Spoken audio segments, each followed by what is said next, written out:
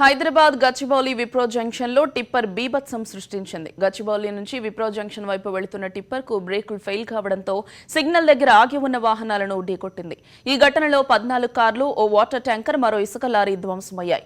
5 కార్లు పూర్తిగా దెబ్బతిన్నట్లు పోలీసులు వెల్లడించారు. బ్రేకులు ఫెయిల్ కావడంతో ప్రమాదం జరిగినట్టుగా భావిస్తున్నారు. ఘటన జరిగిన వెంటనే డ్రైవర్ పరారయ్యాడు.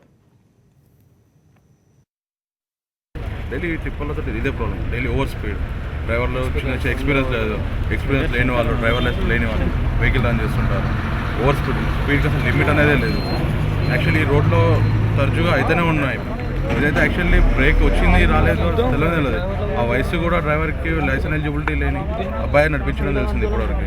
ఇప్పటివరకు కూడా నడిపించిండే వెళ్ళిపోయినాడు. ఇంతవరకు దానికోసం ఏమీ లేదు. పోలీసులు వచ్చి కేసు చేసుకోండి అని చెప్తున్నారు. ఇంతవరకు ఏ రెస్పాన్స్ లేదు. దీనిపై మరింత సమాచారం మా కరెస్పాండెంట్ తిరుమల అందిస్తారు. తిరుమల, చెప్పండి, ఘటనకు సంబంధించి మీ దగ్గర ఉన్న అప్డేట్స్ ఏంటి?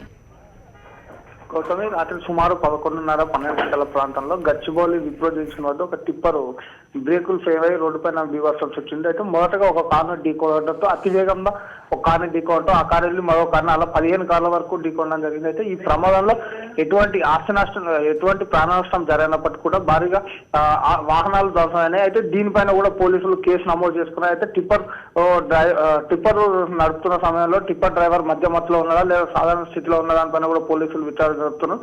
చివరగా ఏదైతే విప్రో కంపెనీకి సంబంధించిన కాంపౌండ్ వాల్ గోడను ఢీకొని ఆ టిప్పర్ అక్కడికి ఆగిపోయింది. గౌతమి, అయితే ఈ ఘటనలో మొత్తం ఇప్పటి వరకు 15 కార్లు ధ్వంసమైనట్టుగా కూడా పోలీసులకు ఫిర్యాదు అందింది. Gautami, right, thank you.